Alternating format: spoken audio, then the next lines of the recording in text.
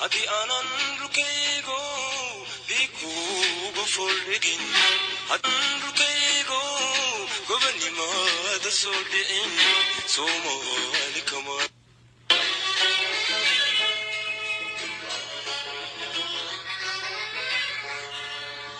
هدي أنا نركيغو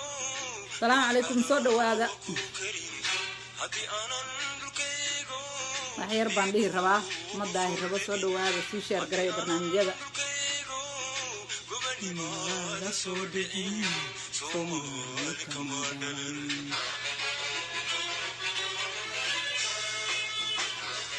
sheer garayan walaalayaal khayr allah insiiyo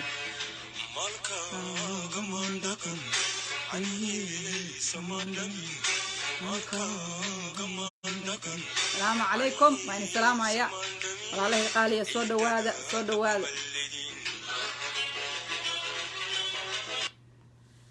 السلام عليكم ورحمة الله وبركاته أدي أدبني سلام يا صد وهذا أصحابتي ذا وين السلام يا قفتين لا ليس ولا شيء نذي فقرا وحن لي هاي السلام عليكم ورحمة الله وبركاته وعدي السلام عليكم هو يصدوا خير بركة يعني رجينا ما أنتي waxaan rabaa wax yar inaan ka hadlo laba arrimood horta xildhibaanada inaan mahad celiyo qaraxa dhacay inaan ka tacsiyeeyo maxay ahaydtay wax yarna aan ka soo qaato Soomaalida maxaa dalkooda ku diray maanta su'aashayda taas waa aan isweydiinayo aan rabana inaan maaragtay aan ka hadlo horta adduunku maanta wuxuu marayaa qof kastiba dalkiisa iyo dadkiisa u jeclaada qof kasta sii sheer garay barnaamijka please sii sheer garay meel kale ha gaaray sii sheer garay khayr baa inii rajeynaa qof walba dalkiisa horta muhiim la ah waad aragtiin hadda Iran ninkii laga dilay shacabkoodii iyo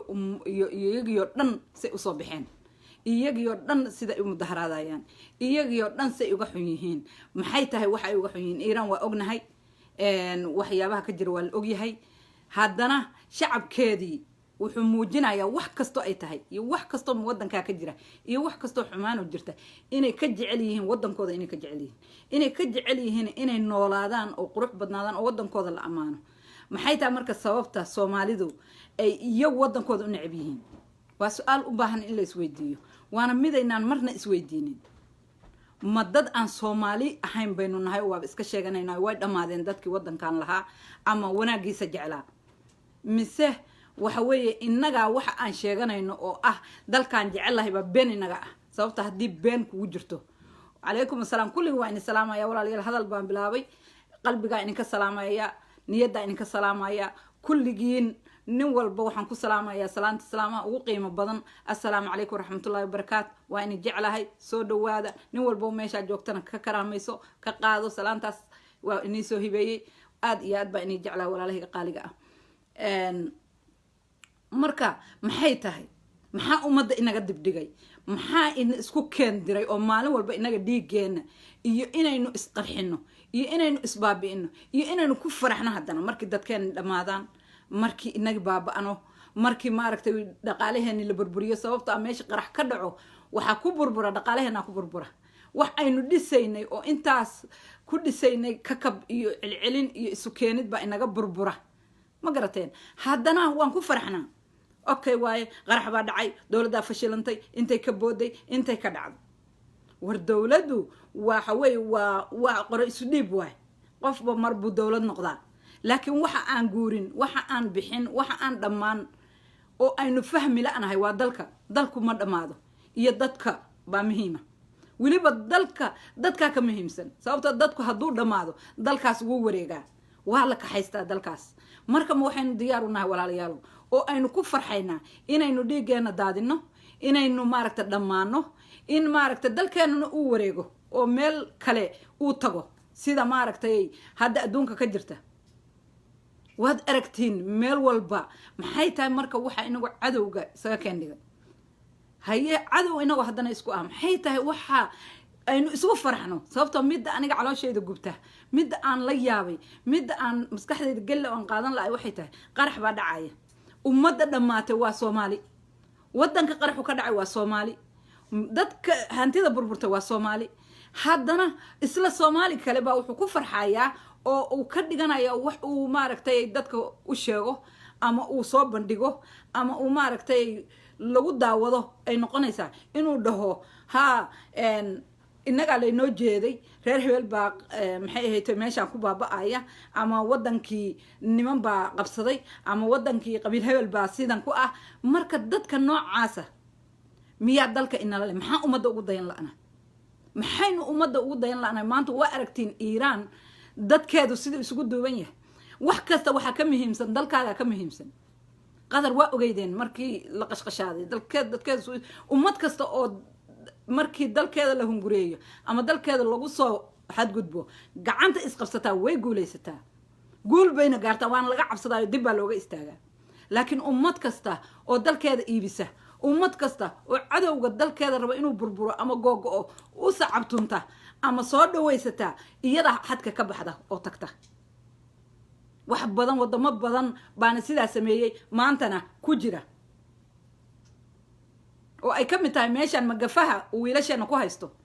magafaha meesha wiilasheena ku haysto wadankaasu dadkiisa soo dhawaystay cadowga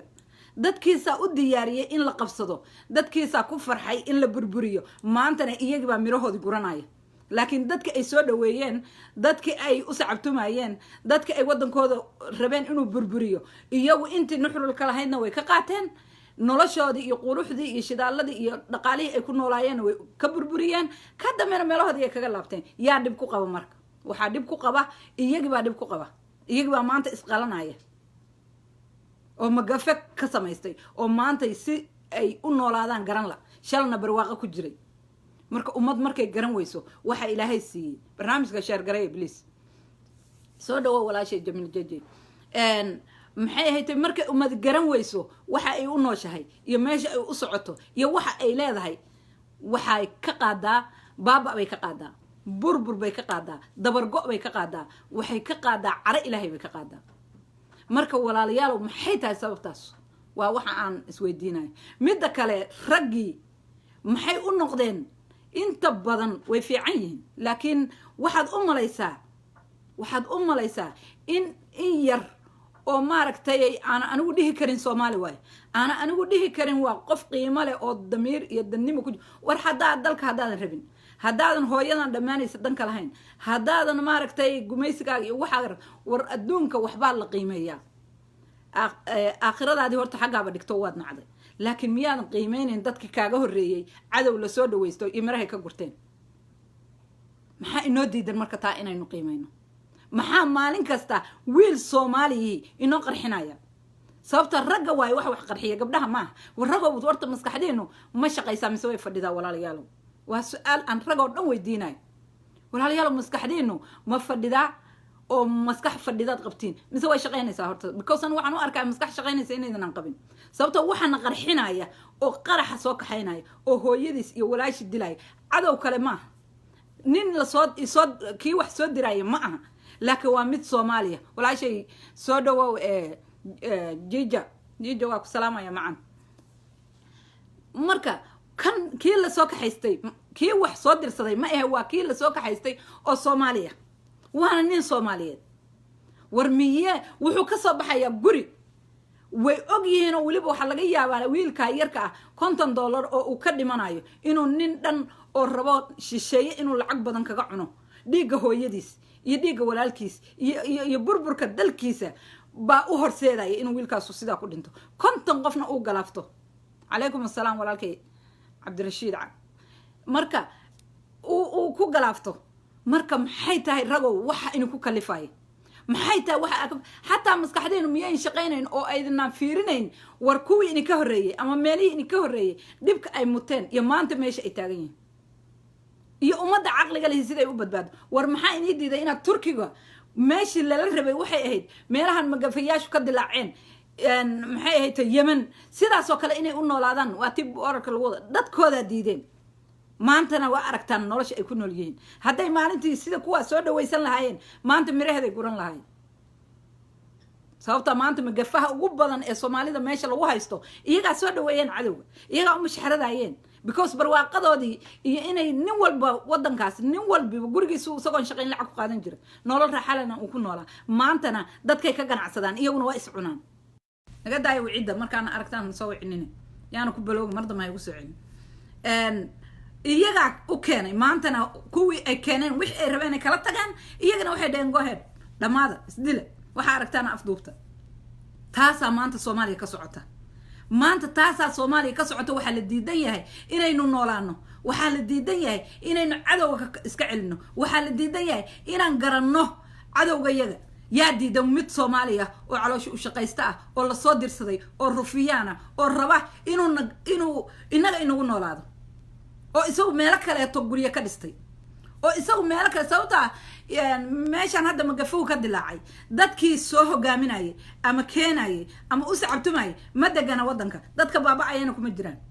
meel kale joogan oo ku nool yihiin kuwa sidaas oo kale raba dalkeenana silc la raba baa ka dameeya waana Soomaali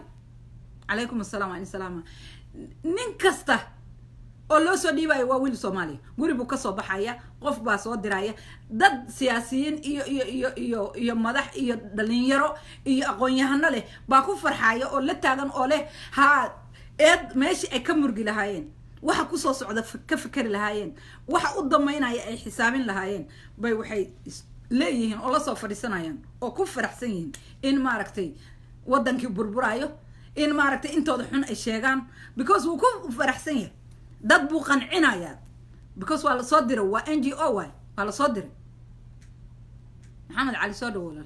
dad NGO ah oo soo dirsaday buu qancinaya wuxuu u tusayaa meesha hawsha dhiiga dirtaan haya waa nin Soomaaliya marka sidee xagee layni raacaa war xagee layni raacaa because markasta oo qarax dhaco ama markasta meel burburto waad ku faantiin waad ku faraxdin taasna anigu waxaan u arkay inay keenayso waxa weeye double agency inaad tihiin dalkana arabtaan ina baabisaan yihiin marka inay iska qabtaan oo iska keen arkaan bulshada loo baahan yahay inay ka aragto iska qabato oo sida Iran iyo Turki ay u diidayaan iyo Qatar bay u diidaan inay wadankooda la burburiyo ay isugu duubmaan maxaa marka shacabkeena maxaa haysta war ummad yahay maxaa in haysto waxa dhamaanayo waxa double agency ga lagu yahay waxa la rabo in maaragtay ay silc ku noolaadaan waxa la rabo in la nabaad guuriyo waa idinka maxaa inii diiday marka inaad maaragtay arrintaas ka fikirtaan oo ka xisaabtantaan waxa inoo diidaya waa wax maaragtay aan waxba ku taraynin 30 sanana waxay noo soo tarin oo ah qabiil iyo kala qaqab oo ka dhaadhiciyay mid raba adiga dhiigaaga inuu ku noolaado mid raba maalin walba inaad dilaacdo oo irbad iyo dun sidii mariyay lagu qaato ka damena uu kugu faano adiguna aad u sacabtunto maalinta aad fiyowdahay aad garan weyso inaad noloshaada iyo xoogaaga iyo lixaadkaaga iyo maskaxda alla ku siiyay aad iskaga badbaadiso oo tiraahdo no aniga life-kayga kuma ciyaaraysid adigu ba life-kaaga ma rabtid inaad ku ciyaarto because ilmahaagi ma rabto life-kooda inaad ku ciyaarto adigu ma rabto inaad ku ciyaarto maxaad aniga iigu diidaysaa marka life-ka ma dhahaysid kaas marka inaad iska qabano shacabkay u taala war shacabka dalka inaga iska leh war dadka iyo dalka inaga iska leh waxa ina gatay oo ina baabi'iyay oo nolol inoo diidana waa 4 nin oo double agent ah oo la soo dirsado oo dad qancinaya oo dad ku farxinaya ilaahay baa ku dhaarshay al-shabaab tan hadda la leeyahay markii wax la qarxiyo way sheegataa ma cadaanba ma carabba waa niman Soomaaliya kuwa ku faanaya al-shabaab baa dalkii laga saari waay ama maaragtay al-shabaab dhahaya qarax sheego ama la jira oo u fududaynaya qalabkii u keenaya sababta al-shabaab waa dhalinyaro maskaxdii laga qalday duurna ku jirto qof duur ku jira goor muu hub helaa qof duur ku jira goor muu alaab casriya dibadaha ka keensada qof meel walba ka cuna qabataysa goor muu wuxuu yimaadaa war runta maynu isu sheegno Soomaaliyeed war maynu xaqiiqda ka hadalno walaalayaalo taas ilaa aynu reality garayno xaqiiqda ilaa aynu ka hadalno ilaa aynu runta sheegno inay inaga nahay sababta ganacsadihii baa u soo dejinaya u fududaynaya kii siyaasiga ahaa baa u fududaynaya askarigii baa u fududaynaya inuu irida maro wallaahi oo billaahi oo tallaahi waxaan information ku haya oon haya cadaymaheeda askar meel irdaha meelahan hadda la qarxinayo dhan jooga inay inta lacag la siiyo ay sii daayaan waxay rabaan mid kale askariyana inuu u booteeyo oo dhaho lacagtan qaado askari lacag siinayana waan haya askari lacag siinaya bal ilaah baa idinku dhaarshay askariga maanta mishaharkiisa diyaarka u yahay karaamo loo yeeray oo la dhahay wadankaaga difaac magacna ku yeelo ee intuu shilin qaato qarax gudbinaya ma Soomaaliba ma adigu kula dhashay ma muxuu rabaa lama garanayo waxaan laga yaabaa reerkiisa dhan inay meesha ku nool yihiin kan shilinka siinayana aan cidi u joogin haddana maskaxdiisa ma shaqaynayso anu ma garanayo Soomaalidu waxay cuneen ma garanayo Soomaalidu waxay cuneen waxa aynu cunana wax kale maahe waa beenta waa xaaraanta waa waxa afka aan ka sheegayno urka inaga jirin because caloosheen iyo afkeenu isma laha ilaa urkii afkeenu islahaadana dib bay keeni sababta waxaad arkaysaa maanta wax ku hadlay bari wax kala sheegi war dalkan inaga iska leh dadweyne iyo shacab iyo dhalinyaro meesha wuxuu yiri ninkii cadaaba geera ii ka duudhay cadaaba geera ii ka day in la qarxiyo in la ii adeegsado isla iyagi in maaragtay isla iyagi haddana ay balanbalaan oo markay dhaawacmaan irbado lagu talo dhalinyarada ii baday sababta iyaga ahayd awoodda ugu sarreysa adduunka iyaga wadanka waxa u haraya iyaga waay waxa wili lagu awrkacsanayana waa iyaga marka dhalinyaradu intay saas tahana silcin laga baxayo u malayn maayo hooyo inay farxayso labisanayso qurux badnaynayso u malayn maayo qabiil in laga gudbaayo u malayn maayo laakiin wallahi adduunku qaliil waay haddaad u malaynaysan adduun inuu haray adduun ma harin nin walba marka adigu bal ku talagal in maaragtay saacadaada inta ka harsan waad qoyantahay oo hadlayso bal inaad wax un ilaahay maalinta qiyaame uu kugu dambi dhaafo ama ilaahay la hortagtoo dhaado ilaahu maalin baan waxaa sameeyey wanaaga ah ilaahu maalin baan qarax walaalahay loo wado oo maaragta hooyaday lagu baabi'in rabo oo meeli aan dhiste lagu dumin rabaan celiye nin lacag siinayo raba dalkayga inuu dumiyaan ku diiday mid siyaasi iyo qaaqla ah oo qabiil iyo qurni u kacsanayaan diiday maalintaas baan ilaahu sababta ah saddexdii nin Soomaalida cilmiga ku yar baan malayna saddexdii nin ee godka intay galeen dhagaxu ku dumay ee godkii uu ku awdmay maxaa ilaahay dhagax uga fayday nin walba wanaag uu sameeyay buu ilaahay ku bariyay war ogow waa hal shay waa waxa ugu yar oo qof bini aadani uu shaqaysto bay ku badbaadeen nin walba hal shay oo ilaahay uu maalin u sameeysto wanaag ah oo kal iyo lab u sameeyay ma aha mid afkana kaleeda uurkana balaayo kaaga jirto mid aleeda dalkan jecla halkana aleeda waraabad wasooyinka in hebel baa haystay qabiil hebel baa dalka haystay ord gudbi qaraxa lama rabo banaankana aan la taagan tahay waa dalkan jeclahay kaas ma haya waa midka afka iyo uurkuba isleeyihiin kaas waa kan ilaahay maalinta aad liidato uu kugu badbaadiyo marka ilaa taa sameeysan ma jirto saddexdan nin waxay ku badbaadeen nin walba wixii dhabka ahaa ee maalin uu ilaahay uu dartiis u sameeyay oo ilaahay dartiis oo kal iyo laba uga joogsaday arinta kii macsida sameynay kii hooyadiis baalkeena kulli waana ilaahay maalinta dhagaxi uu kaga fayday marka idiga ha u danaynin dalkan ha u danaynin ummadan iyo dadkan aad baabi'inayso bal adigu isu danay maalin ilaa waad ogtahay saacaday noqotoba inaad tagayso waad ogtahay xil ay noqotoba in aad tagayso aniga hadda in la hadlaya you never know waqti aan gaaray marka ku xisaabtama walaalayaal dalkana inaga iskale intaad nooshahana dalkaaga waa inaad jeclaato dhalinyaro dalkan idinka leh hooyooyinow ilmahan idinka dhasheen waxa gablamaya idinka waay waxa asayda qaadaya idinka waay waxa fidnada kicinaya idinka waay war ilaahay u noqdo oo dalkan iyo dadkan aan badbaadsano waynu samayn karaaya aynu ilaahay u barin oo afka iyo gacanta iyo wacyigelintaba aynu ku badbaadino oo iska dayno balaayadan aynu u sacabtumayno balaayo meel inama gaarsiiso 30 sano hadday qurux leedahay iyo hadday sharaf leedahay iyo hadday karaamo leedahay 30 sano aynu soo hayno 30 sano aynu meel ku gaari lahayn 30 sano aynu waxaynu ku tabcan lahayn waxaan ka tabcaminana male waa kuwaas 7deena iyo 8deena ciyaalka hal mar la dareersanayo waa kuwa wiilasheena xabadaha inta isku dilaan meedadkooda maalin walba la qaadayo waa kuwa jidadka dhexdooda inta lagu toriyay wax dilay aan la aqoonin waa kuwa ilmihii dugsiga aynu u dirsanay culimadii aynu sugaynay oon lahayn waa culimo inkastoo culimadu isku jirin laakiin meeshii ilmaha aan ula caranayn oon lahayn wallahi adduun wax weeyay bal dugsiga iyo masaajidada ula carara waa arkaysan culimadii inay xabsiyo galayaan iyagoo dib geysanay maxaa keenay waa cuqubo aynu shaqaysanay waay ma aha wax kaleeto ma aha إلا تا إنه كتوبت كأننا والله دل كانوا إنه دقيني إيه أنت إلهي كبقدان رقو وإذنك وليبا رقان لهذا يا رقو إذنك واي وح الدون كان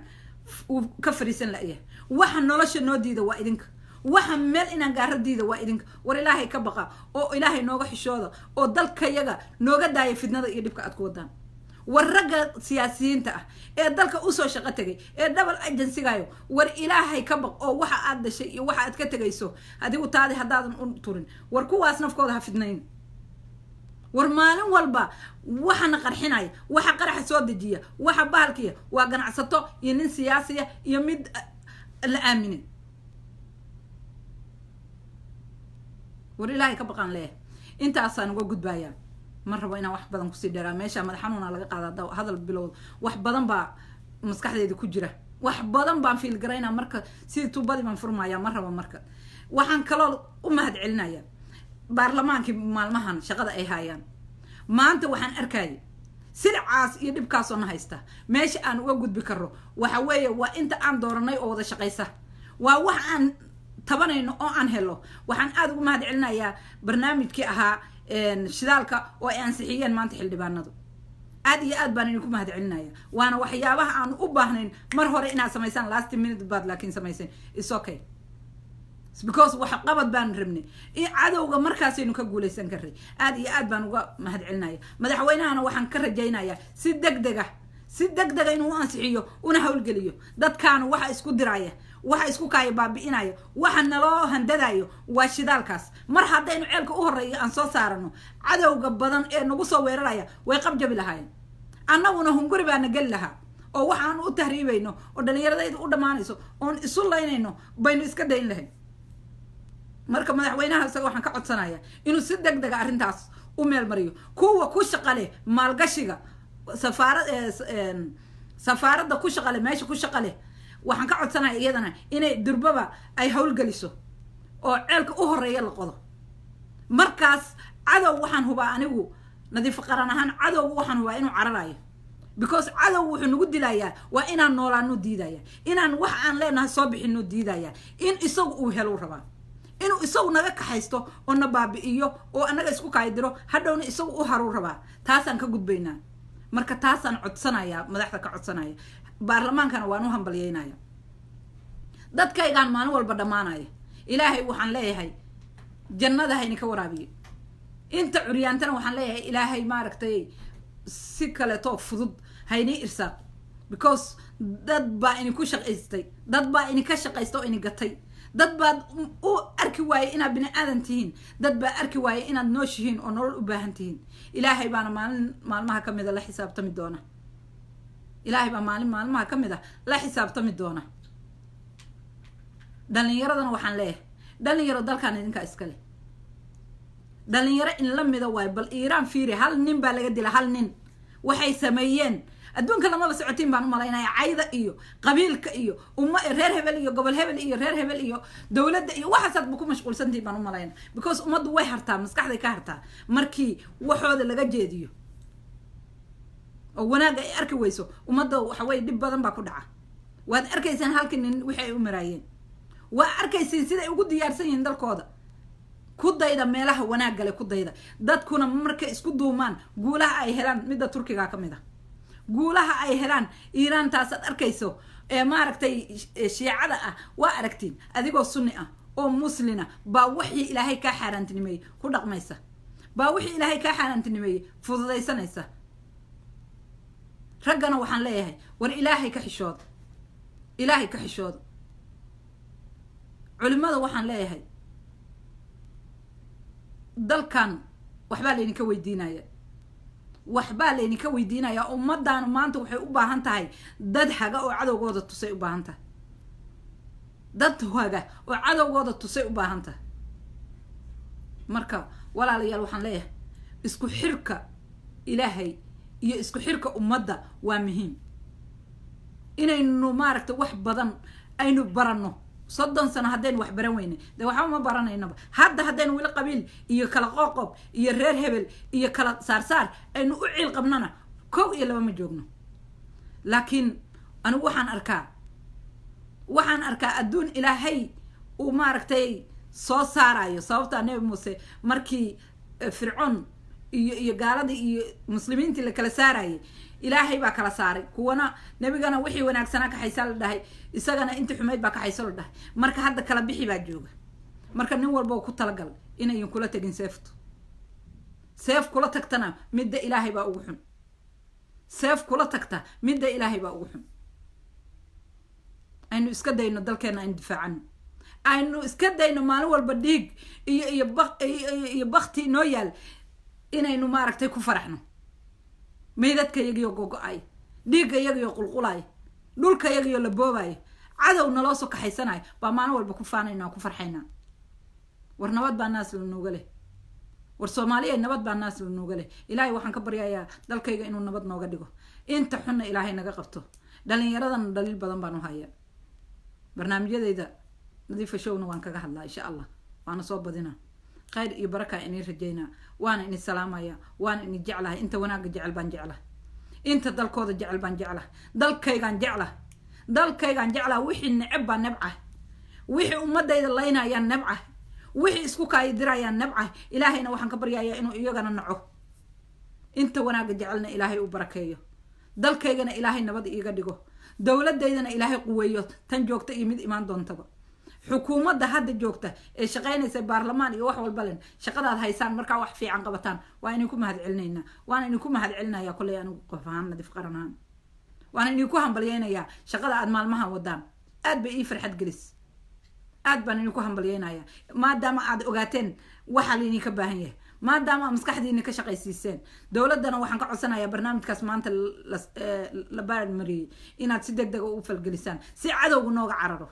وانا اني سلامايا وانا ولاشي نذف قرن وحان ليهي ما انتو هيني وعناتو السلام عليكم ورحمة الله وبركاته ولا ليا